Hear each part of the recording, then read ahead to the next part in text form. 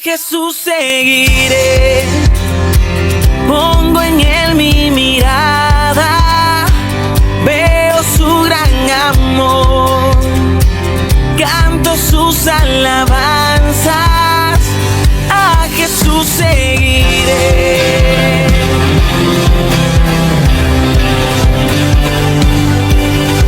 ¿Qué tal, hermanos? Damos inicio a esto que es Momentos de Reflexión. Te habla el profe Lalo Solalí, que vamos a compartir estos 30 minutos que hoy se llaman Ceguera del Alma. Desde Rosario de la Frontera, al sur de la provincia de Salta, al norte de Argentina, por radio, televisión y redes sociales, para toda Latinoamérica y el mundo, compartimos esta ceguera del alma. Recordemos que Jesús se encuentra con un ciego y por la fe de esta persona recobra la vista. Es un testimonio ante mucha gente. Por la fe en Jesús, la persona que no, el no vidente, recobra la vista. Imagínense la alegría, imagínense el entusiasmo. Pero cuando hablamos de ceguera en nuestros días, no nos vamos a referir solamente a problemas de la vista, astigmatismo, miopía o otras ramas, otras consideraciones propias de la pérdida de la visión, el uso de anteojos, ni pupilas, nada por el estilo. Vamos a hablar de una ceguera que es más peligrosa en este mundo que estamos viviendo, que es la ceguera del alma, la ceguera espiritual, la ceguera interior que posee el hombre contemporáneo, el hombre posmoderno, el hombre de esta sociedad líquida, el hombre de esta sociedad que ha perdido aparentemente los fundamentos o las bases de instituciones como la familia, de instituciones de los partidos políticos, las mismas iglesias cuestionadas, porque estamos viviendo en un mundo de relativismo. Todo es relativo. Y bueno, yo pienso así. Déjenme que yo pienso así. Entonces, con ese criterio, cada uno hasta se autopercibe. En estos últimos tiempos se autoperciben animales, los Therians, que se autoperciben lobos o perros. Hay uno que dice que se autopercibía pez y se metió en el río y se ahogó. No sé si será cierto o será una falsa noticia. Lo cierto es que se viralizó este tema de los que se autoperciben. ¿Por qué? Porque cada uno tiene su propia opinión, y bueno, y hay que respetar la opinión de todos, y es válida. Si yo digo que esa pared es roja, y bueno, hay que respetarlo, porque si él dice que es roja, capaz que es roja. Entonces, con ese criterio así estamos viviendo, así nos movilizamos, donde todo es cuestionado y todo es relativo, en este mundo moderno con una ceguera, porque somos muy individualistas, sobre todo los argentinos, ¿no? Tenemos un yo muy grande. Dice que nosotros los argentinos, si nos queremos suicidar, nos subimos, nos trepamos, brincamos arriba de nuestro yo y nos tiramos de cabeza y así nos matamos, porque el yo que tenemos, la soberbia, es muy grande. Entonces, ese individualismo, ese creernos mejores, eso de que nos preparamos para el éxito. Fíjese que en la escuela, cuando termina el quinto año, cuando termina la secundaria, que tengas éxito. La palabra éxito se repite en las frases, se repite en los telones, se repite en los videos que hacen, se repite en las remeras de los chicos. Preparamos para el éxito. Sin embargo, en la vida, muchas veces lo que más tenemos son los fracasos. Y lo que tenemos que prepararnos es para los fracasos, de los cuales vienen posteriormente los éxitos. Porque si programamos al éxito y ese chico no llega de una, se frustra y ahí lo tenemos dando vuelta siendo Therians. Entonces, es importante darnos cuenta que la ceguera parte de este individualismo, la ceguera parte de este hedonismo, donde buscamos el placer. ¿Sí? Dios puso placer en las cosas que son básicas para vivir. Puso placer en el comer, placer en el dormir, placer en las relaciones sexuales para tener hijos. Sin embargo, nosotros hacemos ya del placer un hedonismo, lo endiosamos al placer, y es el placer por el placer mismo. Del comer, de alimentarse, tenemos la gula. Por eso hay tanta obesidad infantil, tanta problemática. El beber, que es un placer y una necesidad, tenemos el alcoholismo, que afecta tanto a tantas familias, a tantas personas, a tantos hijos que sufren por sus papás, a tantas pérdidas económicas. La ludopatía, el placer de jugar, la adrenalina de jugar. Y hay personas que juegan en su casa, juegan su vida, sacan cheque, ven el televisor, llegan a la ruina. Por supuesto que los juegos están armados, alguna vez ganan, se entusiasman, pero a la larga siempre las maquinitas terminan ganando. Esa ludopatía que se está llevando a cada vez chicos de menor edad. El fútbol se ha transformado en las apuestas, cuántos córneres hay, cuántos saques laterales. En Italia, tiempo atrás, la Juventus, uno de los equipos más importantes, descendió de categoría por el tema de las apuestas. En Argentina, cuántos casos de partidos arreglados hay, pero es como que es parte del mundo, como que es normal. Y bueno, si lo hace y nadie lo descubre, si lo hace, fíjense las publicidades, es nocivo el juego, ¿sí? Atención, menores de 18 años, no jugar, pero ya le está haciendo a la publicidad que juegue, o en los mismos cigarrillos, esto es perjudicial para la salud, hay un pulmón ahí con cáncer, pero se sigue vendiendo el cigarrillo, el vino, este producto tiene mucho azúcar, pero en ese mundo relativo, en ese mundo del cambalache, ya hace mucho tiempo en la Argentina, Discépolo, un representante, una figura que se esgrime como grande dentro del tango, había escrito los versos de Cambalache. Cambalache, ese lugar, ese almacén de ramos generales donde está todo mezclado, donde hay desde una vasija hasta un libro, la Biblia y un calefón. En ese Cambalache, él decía siglo XX, y nosotros podemos decir siglo XXI.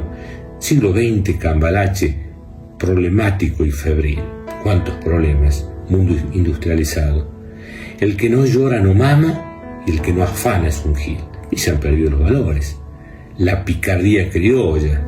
Mirá, pasa el semáforo en rojo. Sí, yo sé cómo no pagar los impuestos. En una prueba yo sé cómo copiar sin que el profesor lo sepa. Ahora con la inteligencia artificial presento los trabajos y ya está. La picardía. El que no afana es un gil, ¿sí? El que no llora no mama, el que no afana es un gil. Da lo mismo el inmoral, el que trabaja todo el día como un buey, el que vive de las minas.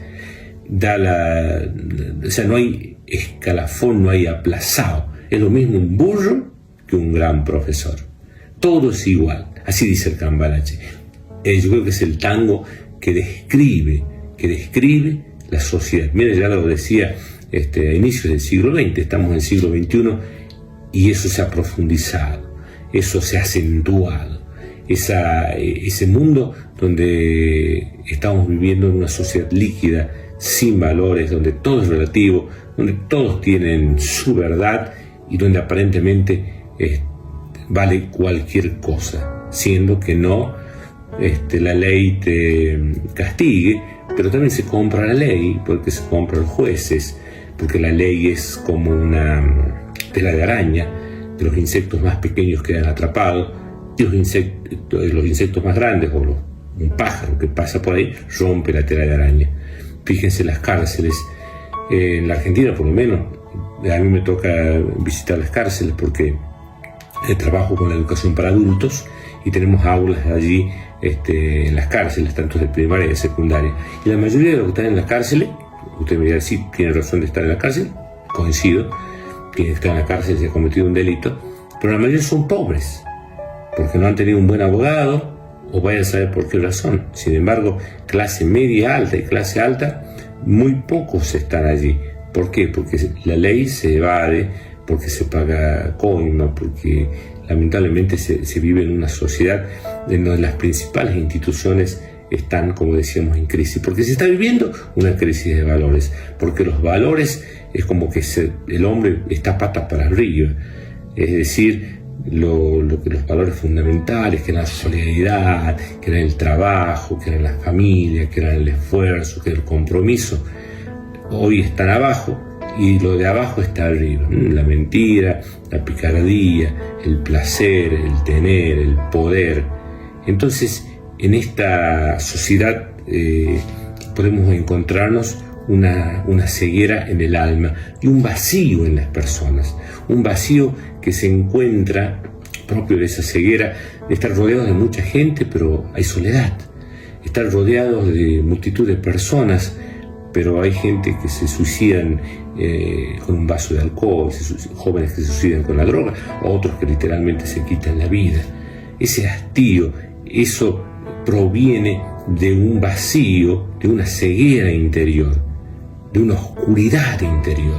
La ceguera es falta de luz.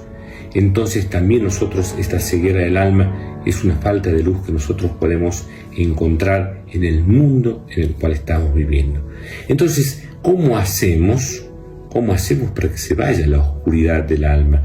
¿Cómo se vaya la oscuridad del interior de las personas y la oscuridad que yo tengo en mi interior? Y la oscuridad se va cuando se enciende una luz. Una habitación que está a oscuras, prendo la luz e inmediatamente la oscuridad se va. Entonces la clave en nuestras vidas, la clave para volver a tener vida es encender en nuestro interior la luz de Cristo. Y esa es la luz que viene a través del Espíritu Santo que hemos recibido en el bautismo. En el caso de los católicos, nos hemos bautizado cuando éramos chicos, después, siendo más grandes, se confirmó esa fe, porque el bebé no sabía bien qué es lo que estaba pasando.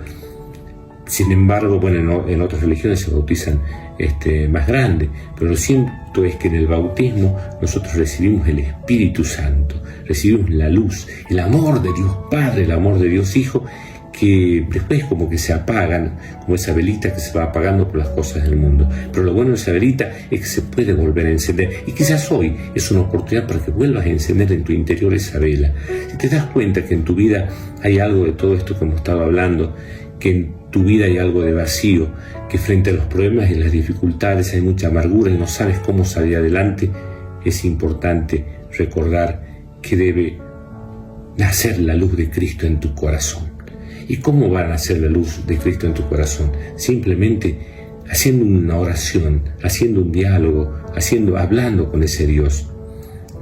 En el interior de tu cuarto, en la soledad en donde estás, calladito, o puedes visitar una iglesia donde no haya nadie, y ahí hablar con Él y decirle que sos débil, que no sos nada, porque no somos nada.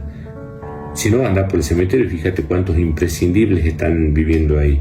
Viene una enfermedad, chao, nos vamos, un paro cardíaco y nos vamos, que somos nada, que pasamos como una flor, dice el Salmo, como una flor que en su momento está reluciente y después se marchita y muere.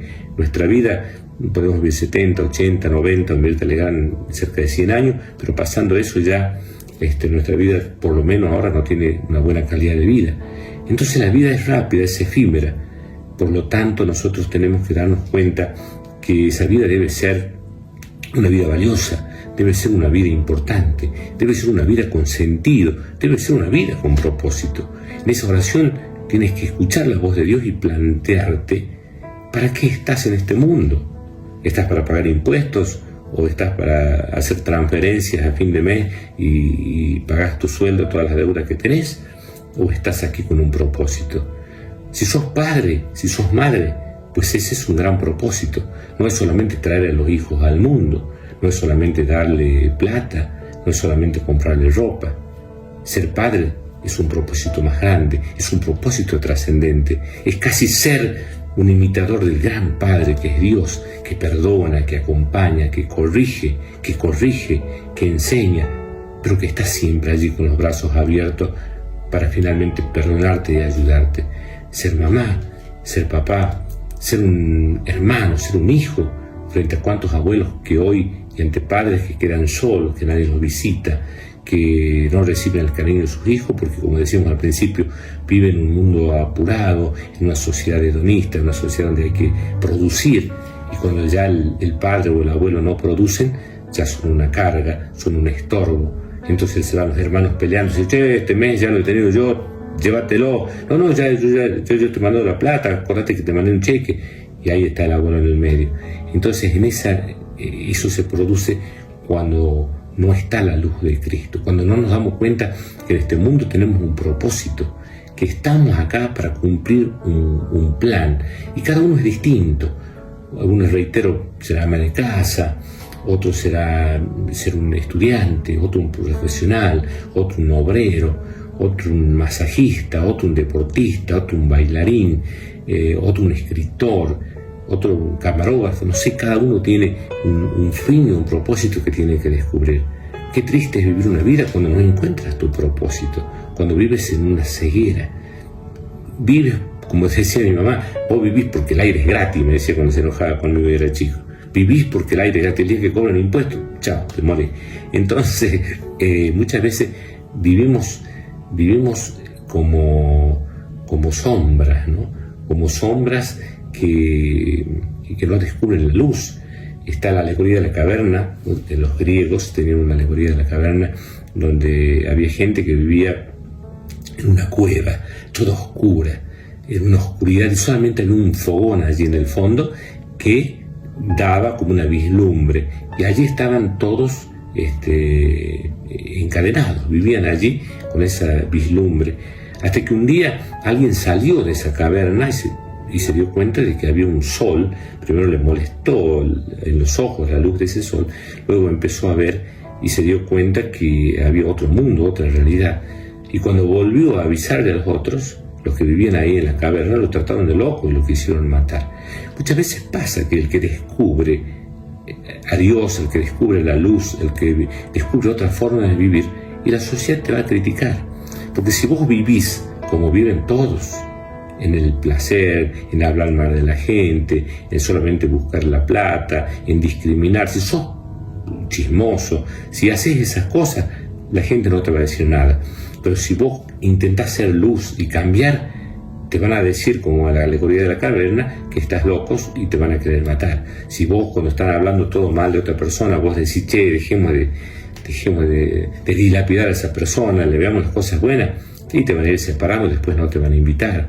Cuando empieces a cuestionar por qué de las injusticias en la sociedad, por qué el maltrato a los niños, por qué la corrupción, por qué la desigualdad, por qué la desnutrición, por qué el analfabetismo, y empezás a cuestionar y te van a hacer menos, porque si estás con la luz es porque estás con Cristo y porque estás con Dios. Y nosotros los cristianos estamos en el mundo, pero no somos del mundo. Estamos en el mundo, pero por el bautismo estamos llamados a vivir en la luz de Cristo. Y como muchas veces nuestra luz se apaga por nuestro pecado, por eso es importante ir a la iglesia, para recibir esa luz a través de los sacramentos, de la lectura de la palabra, del compartir con los hermanos. Los mismos hermanos nos enseñan, nos ayudan, nos dan una mano para que volvamos a encender ese entusiasmo, esa luz de encontrarle un propósito a la vida. Cuando hemos sido bautizados, Dios nos ha dado una misión en este mundo. Tienes que descubrirla. No busques grandes misiones. Quizás eso está destinado para algunos. Para algunos están destinados para ser floreros de los palacios, o son una flor que están los floreros en el Vaticano. Pero otros capaz que hemos sido llamados a ser una florcita silvestre, allí en el caminito, en el campo. Pero estamos llamados a embellecer ese lugar. Capaz que vos estás llamado a ser una florecilla allí en el campo, allí en el lugar donde vives, en tu espacio, en una macetita en la ciudad, pero estás llamado a embellecer ese lugar. Los cristianos estamos llamados a no vivir en la ceguera, sino como ese ciego decirle, Señor, devuélveme la vista, que quiero ser luz, que quiero en mis ambientes llevar mensajes de esperanza, llevar una sonrisa, llevar la palabra de Dios, aunque sea perseguido, aunque sea reprimido, aunque sea considerado como un necio, como un loco, acompañar al que está enfermo. Si me entero de que alguien está sufriendo, un compañero de trabajo, hacer una colecta, juntar algo de dinero. Si sé que alguien está enfermo, ir a visitarlo, porque recordemos que nuestra vida tiene un propósito, luego viene la muerte y luego viene un juicio final. Y cuando llegue ese juicio final, no seremos juzgados por el dinero, no seremos juzgados por nuestras posesiones, por nuestra ropa, por nuestro prestigio, por lo que hemos logrado. Seremos juzgados en el amor. Dice que Dios nos dirá, tuve hambre y me diste de comer. Y nosotros le diremos, pero Señor, ¿cuándo te vimos con hambre? Y Él nos dirá, ¿te acuerdas cuando ese niño fue a golpear la puerta de tu casa y pedía un pedazo de pan? Allí estaba yo. Y tú le diste, pues ven a la derecha, bendito, bendito. y ven a la diestra del Padre, e irás a estar junto a Dios. Pero si no le has dado, ¿sí?, estarás lejos de la presencia de Dios. Y así nos pasará con otra pregunta. Tuve sed y me diste de beber. Estuve enfermo, me visitaste o no me visitaste.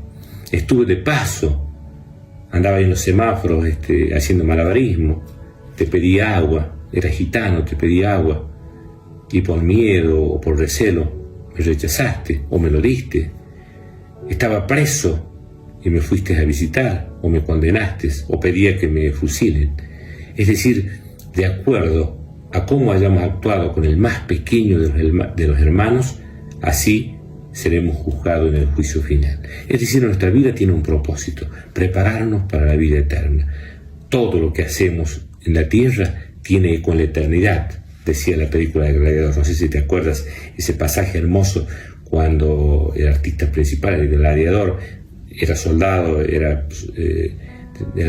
pertenecía a Marco Aurelio, era un comandante de las fuerzas romanas, y le dice un discurso antes de enfrentar a los bárbaros. Le dice a los soldados: todo lo que hagan en la tierra, todo lo que hagan acá, tiene eco en la eternidad.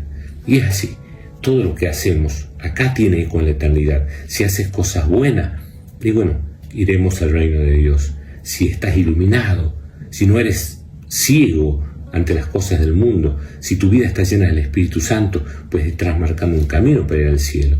Pero si estás en las oscuridades, si eres un ciego interior, ya estás viviendo el infierno.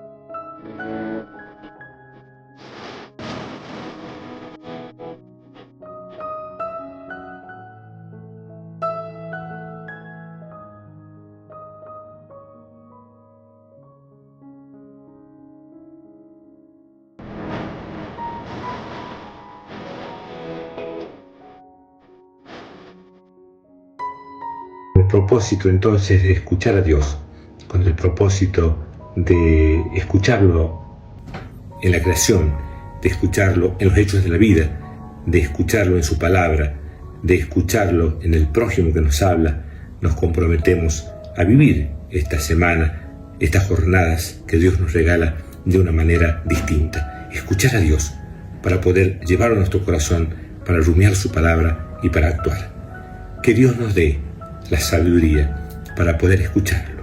Por eso, al finalizar este momento de reflexión, te decimos: Señor, ayúdanos a escucharte, ayúdanos a amarte y comprenderte, porque nadie quiere nuestro bien como vos. Por eso te decimos: háblanos, Señor, enséñanos a ser mejores personas en nuestra familia, en nuestra sociedad, en nuestra comunidad, en el mundo que nos toca vivir, y que así sea. Jesús, Hijo de David, ten misericordia de mí. ¿Qué quieres que haga por ti, Señor? Que recobre la vista. Recobra la vista. Tu fe te ha salvado. Puedo ver. ¡Gloria a Dios en lo alto!